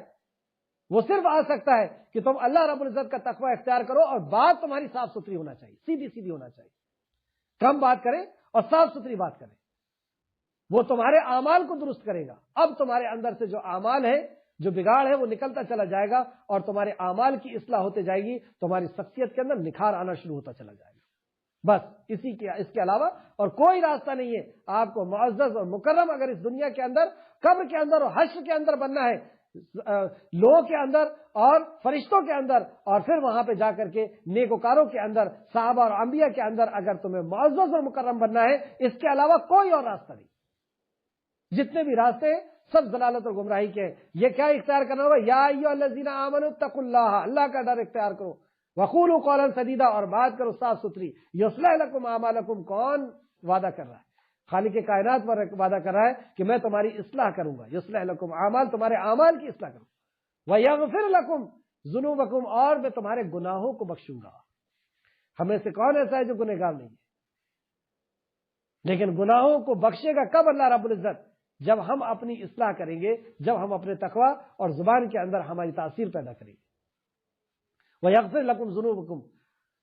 پھر اللہ آگے فرماتا ہے وَمَن يُطِعِ اللَّهَ وَرَسُولَهُ فَقَدْ فَازَ فَوْزًا عَظِيمًا. وَمَن يُطِعِ اللَّهَ وَرَسُولَهُ، اور جو اللہ اور اللہ کی اطاعت کرو، اور جو اللہ اور اس کے رسول کی اطاعت کرتا ہے، تو یقیناً اس نے بہت بڑی کامیابی حاصل کر لی. یہ ہے وہ سکسیس. پرسنالٹی ڈیولپمنٹ کرنا ہے اور سکسیس ہونا ہے تو کیسے ہوگی ہماری شخصیت کے اندر نکھار؟ ہماری تقوی اور بات ہماری صاف ستھری ہوگی، اور ہم اللہ اور اللہ کے نبی کی اطاعت کریں گے تو اللہ فرماتا ہے کہ اب تم سکسیس ہو جاؤ گے. وَمَن يُطِعِ اللَّهَ وَرَسُولَهُ فَقَدْ فَازَ فَوْزًا عَظِيمًا، کہ تم بڑی کامیابی حاصل کر لو گے. کامیابی حاصل کرنے کے لیے ہمیں کس کو رہبر اور رہنما بنانا ہوگا؟ ہمیں کس کی اطاعت و فرمانبرداری، کس کے فٹ پرنٹ پر چلنا ہوگا؟ کس کو اپنا آئیڈیل بنانا ہوگا؟ تو ہم اللہ اور اللہ کے نبی کی اطاعت و فرمانبرداری کرنے لگ جائیں گے. اللہ نے دعویٰ کر لیا، اللہ نے وعدہ کر لیا کہ میں تمہیں کامیاب کر دوں گا، اور یہی کامیابی کا راز ہے. زبان کی اہمیت کے تعلق سے ایک اور آیت نوٹ کریں، سورہ بنی اسرائیل آیت نمبر 53. اللہ رب العزت سے فرماتا ہے اور میرے بندوں سے کہہ دیجئے. دیکھیے کتنی اپناہیت کا لہجہ ہے. اور میرے بندوں سے کہہ دیجئے کہ وہ بات کہیں جو سب سے اچھی ہو. اچھی بات کہیں. اچھی بات کس کو کہتے ہیں؟ احسن بات. یہاں پہ عربی میں اگر دیکھیں احسن بات کرو، تو احسن بات وہ جس کے اندر جھوٹ نہیں ہے، جس کے اندر غیبت نہیں ہے، جس کے اندر دھوکہ نہیں ہے، جس کے اندر فریب نہیں ہے، جس کے اندر جو ہے نا چکنی چپڑی بات نہیں ہے، صاف ستھری بات. بری لگے یا اچھی لگے. آپ دیکھیں نبی مکرم صلی اللہ علیہ وسلم نے بات کو جہاں سے شروع کیا، مکہ کے لیے، مکہ والوں کے لیے سب سے خطرناک بات وہی تھی. لیکن آپ نے، یہی حکمت ہے، آپ نے بات شروع کیا قولوا لا الہ الا اللہ. اللہ کے علاوہ کوئی. یہ سب سے خطرناک بات تھی. نماز روزہ حج زکات کا بولتے تو مکہ کے لوگ تو کرتے تھے، لیکن ہم نے یہاں سے شروع نہیں کیا. صاف ستھری بات کہ جو اصل میرا مقصد ہے وہ تم کو اللہ کی معرفت کرانا ہے اور ایک رب کی عبادت کروانا ہے.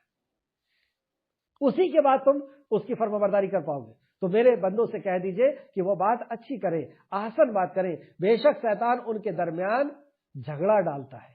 تو شیطان کب ہمارے بیچ میں شامل ہو جاتا ہے؟ جب ہماری بات احسن نہیں ہوگی، جب ہماری بات میں ذرا سی بھی گڑبڑی آئے گی شیطان کو پورا موقع ملے گا. اور جب تک ہم اللہ اور اللہ کے نبی کی اطاعت و فرمانبرداری اخلاص کے ساتھ کرتے رہیں گے شیطان ہمارے بیچ میں داخل انشاءاللہ نہیں ہوگا، کیونکہ اللہ نے فرمایا کہ جو مخلص ہوگا اس کے درمیان تو نہیں آ پائے گا. تو بے شک شیطان ہمیشہ سے انسان کا کھلا دشمن ہے. ایک حدیث دیکھیں جو امام بخاری نے روایت کی ہے. سیدنا ابو ہریرہ رضی اللہ عنہ بیان کرتے ہیں رسول اللہ صلی اللہ علیہ وسلم نے فرمایا بندہ کبھی ایسی بات منہ سے نکالتا ہے، مطلب وہی زبان سے ایسی بات نکالتا ہے کہ جس کو اللہ تعالیٰ جس کی وجہ سے اللہ تعالیٰ رضامند ہو جاتا ہے، وہ اس بات کو کوئی اہمیت نہیں دیتا، اسے معمولی سمجھتا ہے، لیکن اس کی وجہ سے اللہ کے ہاں اس کے درجات بلند ہوتے ہیں. مطلب وہ زبان سے ایسی بات نکالتا ہے کہ اس کو ایسا لگتا ہے کہ یہ بات میں کوئی وزن نہیں ہے، لیکن اللہ کے ہاں وہ بات بہت قیمتی ہوتی ہے اور اللہ رب العزت اس کی وجہ سے اس کے درجات کو بلند کر دیتا ہے. یہ کیسی باتیں ہوں گی؟ یہ ایسی باتیں کہ کوئی اگر کسی کو قرآن سنا رہا ہے، سمجھا رہا ہے، اللہ کی معرفت کرا رہا ہے، تو ہم لوگ کیا سمجھتے ہیں کہ بہت ہلکی بات ہے، یہ کوئی کام ہے، یہ تو سائڈ کام ہے، تم کو کوئی بزنس وغیرہ کرنا چاہیے اور سائڈ میں یہ کرو، قرآن سناؤ، سائڈ کام ہے، ہلکا ہے، اس کو وزن ہی نہیں دیا، کچھ سمجھا ہی نہیں. تو آدمی اس کو بہت ہلکا سمجھ، لیکن جب اس کا اجر ملے گا تو واقعی وہ حیران ہو جائے گا، کیونکہ سب سے قیمتی لوگوں سے اللہ رب العزت نے انبیاء سے اور فرشتوں کے سردار سے یہ کام دیا. تو بہرحال یہاں پہ ایسا کچھ بتایا نہیں گیا اس حدیث میں صرف بتایا گیا کہ لیکن وہ یہ سمجھتا ہے کہ یہ بہت اس کی زبان سے نکلا ہے، لیکن وہ یہ سمجھتا ہے کہ یہ بہت ہلکا کام ہے، ہو سکتا ہے یہ کام ہے نا. تو اللہ رب العزت اس کام سے خوش ہو کر کے اس کے درجات کو بلند کرتا ہے. اور کبھی بندہ اللہ کے ناراضگی کرنے والے بات منہ سے نکالتا ہے اور وہ اسے کوئی اہمیت نہیں دیتا. اللہ کی ناراضگی والی بات اس نے منہ سے نکالا، اس نے اہمیت بھی نہیں دیا، لیکن اس کی وجہ سے وہ دوزخ میں جا گرتا ہے. یہ زبان ہے کہ جس کو نوٹ کیا جا رہا ہے ہماری ایک ایک بات کو، اور ایک بات بھی اگر ایسی ہوئی جو اللہ رب العزت کی بارگاہ میں جو ہے گناہ کا یا اللہ کی ناراضگی کا سبب بنی تو وہ جہنم رسید ہو گیا. بخاری شریف حدیث نمبر 6478. زبان کے تعلق سے ایک بہت قیمتی، میں جان رہا ہوں کہ وقت بہت ہو رہا ہے لیکن یہ بہت قیمتی حدیث ایک ضرور نوٹ کریں. اسے بھی امام بخاری نے جو ہے نوٹ کیا، نہیں امام ترمذی نے اس حدیث کو لے کر کے آئے. سیدنا معاذ بن جبل رضی اللہ عنہ بیان کرتے ہیں کہ رسول اللہ صلی اللہ علیہ وسلم نے مجھ سے فرمایا، صحابی رسول سے نبی کریم صلی اللہ علیہ وسلم فرما رہے ہیں، کیا میں تمہیں اس چیز کی خبر نہ دوں، کیا میں تجھے اس چیز کی خبر نہ دوں کہ تمام معاملات کے لیے استحکام کا سبب ہے، جو سارے معاملات کے لیے مطلب پورا دین تمہارا یہ استحکام کا سبب ہے، یہ جماؤ کا سبب ہے، یعنی اس کے اوپر دار و مدار ہے تمہارے پورے اعمال کا. اللہ اکبر، کتنی قیمتی بات بتانے والے. تو میں نے کہا اے اللہ کے رسول کیوں نہیں، ضرور خبر دیجئے. تو آپ نے فرمایا اپنی زبان کو، آپ رسول اللہ صلی اللہ علیہ وسلم نے اپنی زبان کو نکالی اور اسے پکڑا.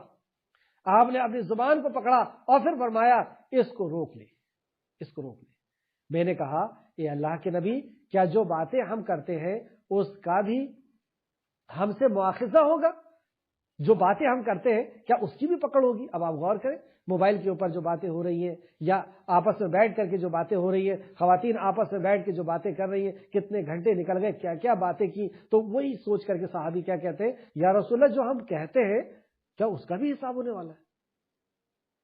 تو رسول کریم صلی اللہ علیہ وسلم نے فرمایا اے معاذ تیری ماں تجھے گم پائے، اے معاذ تیری ماں تجھے گم پائے، یعنی تجھ پر افسوس ہے.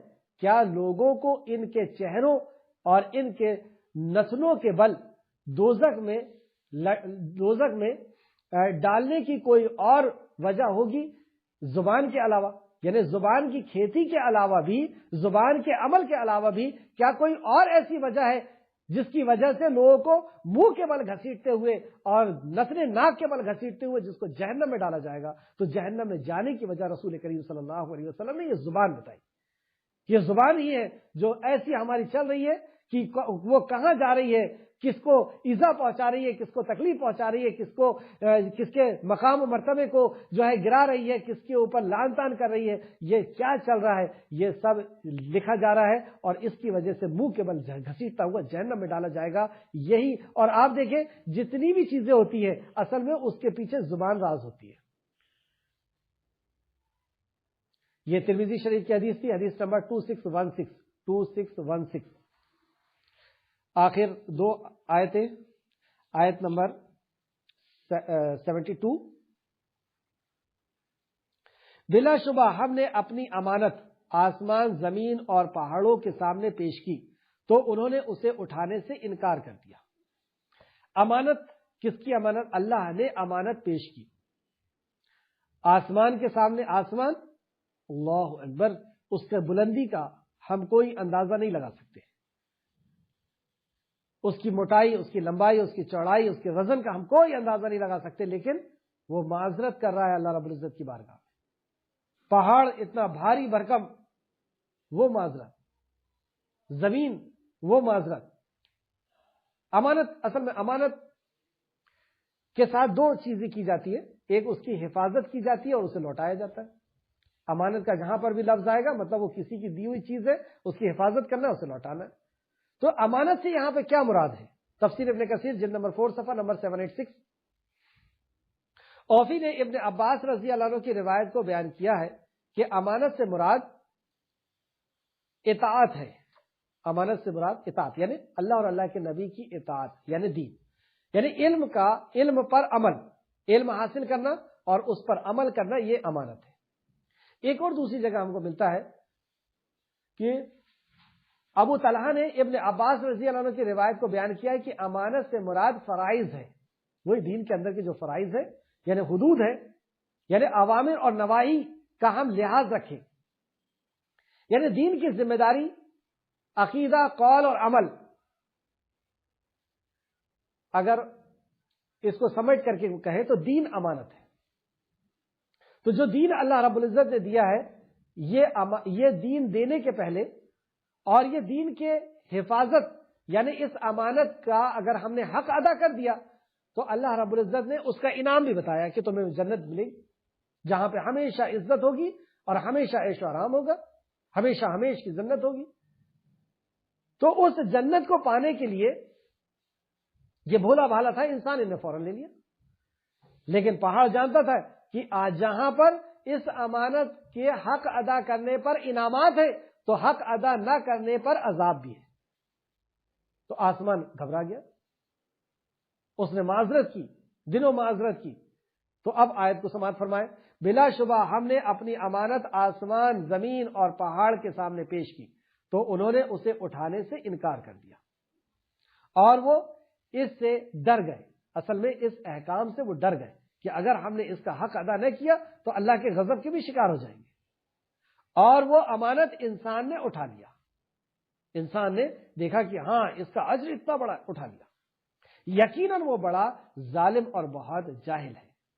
یقیناً وہ اگر اس امانت کا حق ادا نہیں کیا تو وہ ظلم ہے، اور اس امانت کا حق ادا نہیں کیا تو وہ جہالت ہے کہ امانت آ چکی، ہمیں پاس مل گیا دین، لیکن ہم نے اس کا حق ادا نہیں کیا۔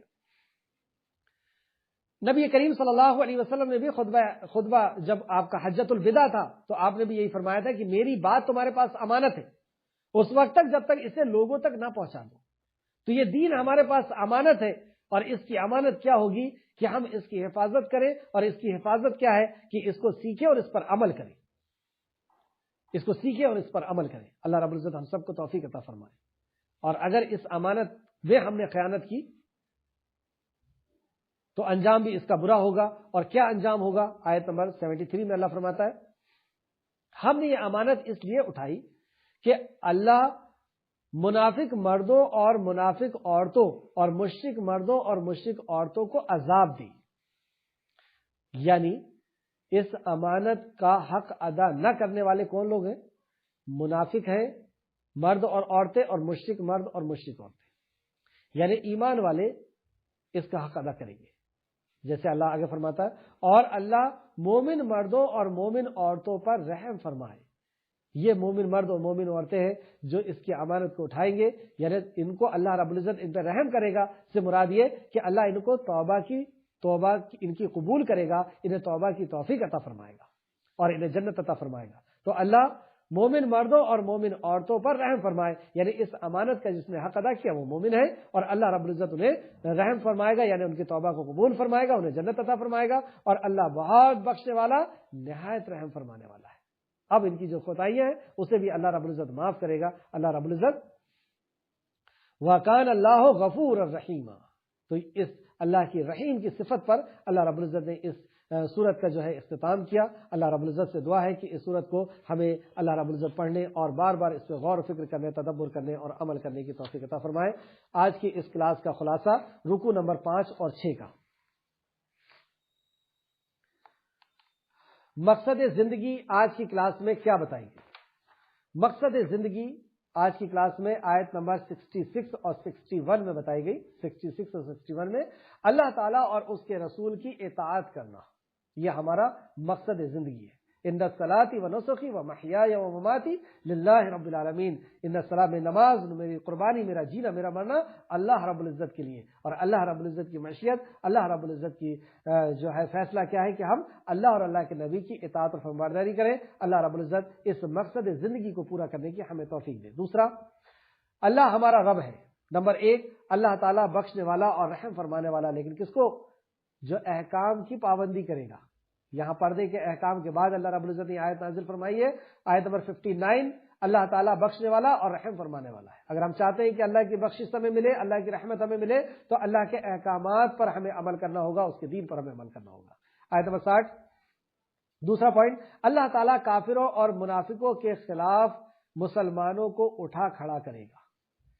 ہمیں ڈرنے کی ولا تہینوا ولا تحزنوا، ہمیں ڈرنے اور گھبرانے کی کوئی ضرورت نہیں۔ اللہ فرماتا ہے تم ڈرو نہیں، تم گھبراؤ نہیں، تم ہی سر بلند رہو گے، لیکن کب؟ ان کنتم مومنین، بس تم مومن بن جاؤ۔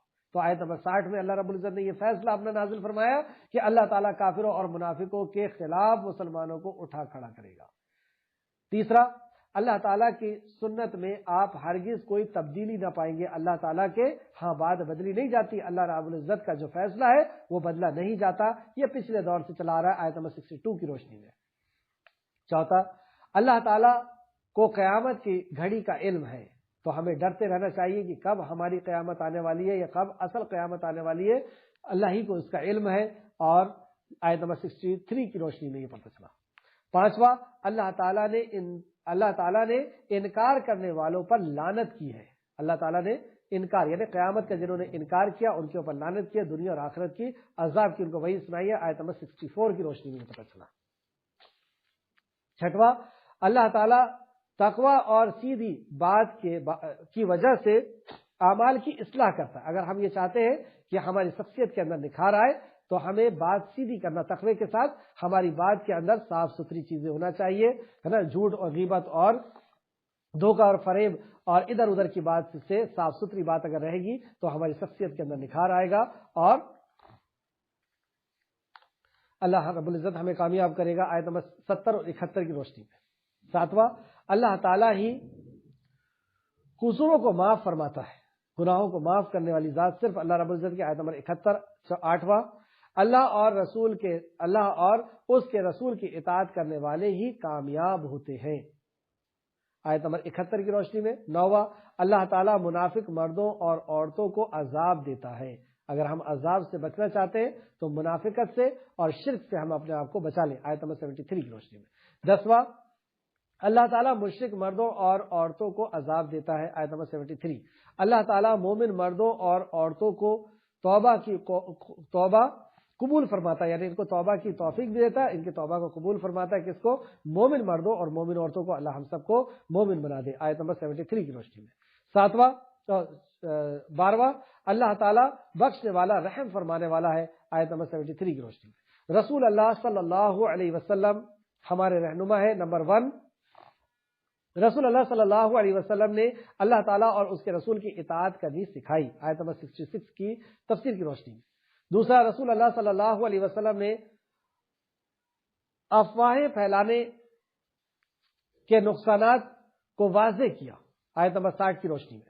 رسول اللہ صلی اللہ علیہ وسلم نے سرداروں اور بڑوں کی اطاعت سے بچنا سکھایا.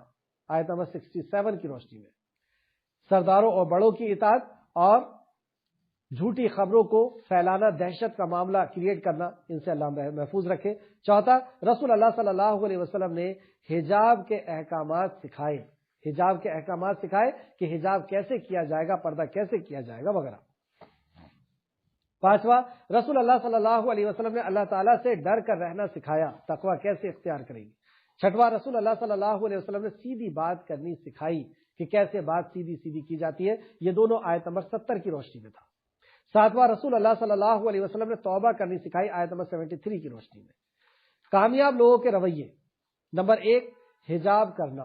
کامیاب لوگوں کے رویے نمبر 1 حجاب کرنا یعنی پردہ کرنا. دوسرا، اللہ تعالیٰ اور اس کے رسول کی اطاعت کرنا. کامیاب لوگ کے رویے کیا ہے کہ وہ اللہ اور اس کے رسول کی اطاعت کرتے ہیں. تیسرا، اللہ تعالیٰ کی سے ڈر کر رہنا یعنی تقویٰ اختیار کرتے ہیں. کامیاب اگر ہونا ہے تو ہمارے اندر بھی تقویٰ آنا چاہیے. چوتھا، سیدھی بات کرنا، قولوا قولا سدیدا. یہ کامیاب ہونے والے کے رویے ہیں. اور ناکامیاب ہونے والے کے ہم توبہ کرنا. پانچواں، توبہ کرنا. یہ آیت نمبر 71 کی روشنی میں، 70 اور 71 کی روشنی میں یہ ساری چیزیں تھیں. ناکام لوگوں کے رویے، افواہ پھیلانا، افواہ کو وائرل کرنا. جب بھی ہم ایسی چیز کریں تو ہمیں ڈر جانا چاہیے کیونکہ یہ ناکام لوگوں کے رویے ہیں. کفر کرنا، اللہ کی بات کا انکار کرنا، راستے سے بھٹکنا. اور چوتھا، سرداروں اور بڑوں کی اطاعت کرنا. اللہ اور اللہ کے نبی کے حکم کو چھوڑ کر کے سرداروں اور بڑوں کی اطاعت کرنا. پانچواں، رسول کو اذیت دینا. چھٹواں، یعنی تکلیف پہنچانا. ظالم بننا. چھٹواں، ظالم بننا، آیت نمبر 72. اور رسولوں کی اذیت دینا، آیت نمبر 69. ساتواں، جاہل بننا، آیت نمبر 72. آٹھواں، منافقت اختیار کرنا، آیت نمبر 73. یہ ناکام لوگوں کے رویے، منافقت اختیار کرنا، منہ پہ کچھ اندر کچھ، بولنا کچھ کرنا کچھ.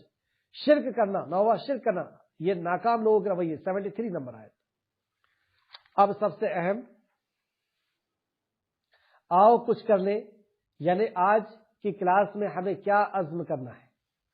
کیا عزم کیا؟ حجاب کی پابندی کرنے ہے انشاءاللہ تعالی. یہ حجاب کی پابندی صرف خواتین کے لیے نہیں، مردوں کے لیے. کیونکہ جب حجاب کا حکم اللہ رب العزت نے نازل کیا تو پہلے مردوں سے کہا کہ اپنی نظروں کو نیچے رکھو، پھر عورتوں سے کہا کہ اپنے آپ کو ڈھانک لو. تو جہاں پر اس آیت کے، اس حجاب کے لیے جو ہے ہمیں عزم کرنا ہے تو مردوں کو بھی کرنا ہے اور عورتوں کو بھی کرنا ہے. اب حجاب کس سے یا حجاب کیسا؟ اکثر یہ دیکھا گیا ہے کہ اجنبی اور دیندار لوگوں سے حجاب کیا جاتا ہے، پردہ کیا جاتا ہے. اکثریت میں ایسا دیکھا گیا ہے کہ اجنبی اگر کوئی ہے جس سے کوئی جان پہچان نہیں اور وہ دیندار ہے تو خواتین بالکل پورے طریقے سے اس کے سامنے حجاب میں آ جاتی ہے، بالکل وہ سامنے نہیں جا سکتی. کوئی عالم صاحب اگر گھر میں آ گئے تو پورا گھر کا ماحول پردے کا ہو گیا. یہ کیسا پردہ ہے؟ حجاب تو ان سے کرنا ہے جن سے ہمارا زیادہ تعلقات، ان سے تو کرنا ہی ہے. ایسا نہیں کہہ رہا ہوں کہ میں ان سے نہیں کرنا، ان سے بھی کرنا ہے. دیندار سارے کے سارے جو ہے وہ صحیح ہوتے ہیں ایسا بھی نہیں ہے. جو دیندار بنتے ہیں، دیندار تو صحیح ہوتے ہیں. تو کس سے حجاب کریں گے؟ پڑوسیوں سے. اکثر دیکھا گیا پڑوسیوں سے حجاب نہیں ہوتا. نامحرم رشتہ داروں سے، کئی نامحرم رشتہ دار گھر میں بھی ہوتے تو ان سے بھی حجاب نہیں کیا جاتا. جیسے دیور یا دیور کے دوست، شوہر کے دوست، ان سے. اور کئی بے غیرت شوہر تو یہاں تک ہوتے ہیں کہ وہ اپنی بیوی کو جو ہے نا سجا سوار کر کے اپنے دوستوں کے سامنے لاتے ہیں اور اس پہ فخر کرتے ہیں کہ میں نے اتنی خوبصورت چھاٹ کر کے لایا. نعوذ باللہ، استغفر اللہ. یہ دیوس. تو نامحرم رشتہ داروں سے، اور جن لوگوں سے روز رابطہ پڑتا ہے جیسے دودھ والا ہوا، سبزی والا ہوا، یا ڈرائیور یا وہ نوکر وغیرہ، تو ہم عزم کریں کہ ہمیں حجاب کرنا ہے. اچھا، جب آپ حجاب کریں گے، جیسے اگزامپل کے طور پر اگر آپ نے اپنے چچا کے بیٹوں کو کہہ دیا کہ صاحب اب تو آج سے مجھے حجاب کرنا ہے، تو پھر وہ آپ کو تانا دیں گے. ہاں، ملانی بن رہی ہے، بہت پارسا بن رہی ہے، بہت پاک بن رہی ہے. تو اس وقت آپ لوط علیہ السلام کو یاد کریے گا کہ لوط علیہ السلام نے بھی اب اپنی قوم کو جب سمجھانا شروع کیا تھا تو ان کی قوم نے بھی کہا تھا کہ لوط بہت پارسا بنتے ہو، نکل جاؤ یہاں سے۔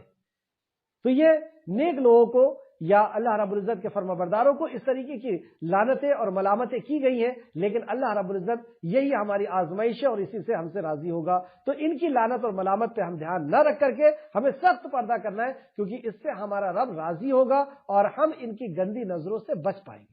ہم معزز اور مکرم لوگ ہیں، ہم ایسے روڈ چلتے ہوئے لوگ نہیں ہیں کہ جو چاہے وہ ہم سے لذت حاصل کرے، ہمارے جسم کو دیکھ کر کے وہ لذت حاصل کرے۔ ہم ایسے بے غیرت لوگ اور ایسے بے غیرت لوگ نہیں ہیں اور ایسے لوگ نہیں ہیں۔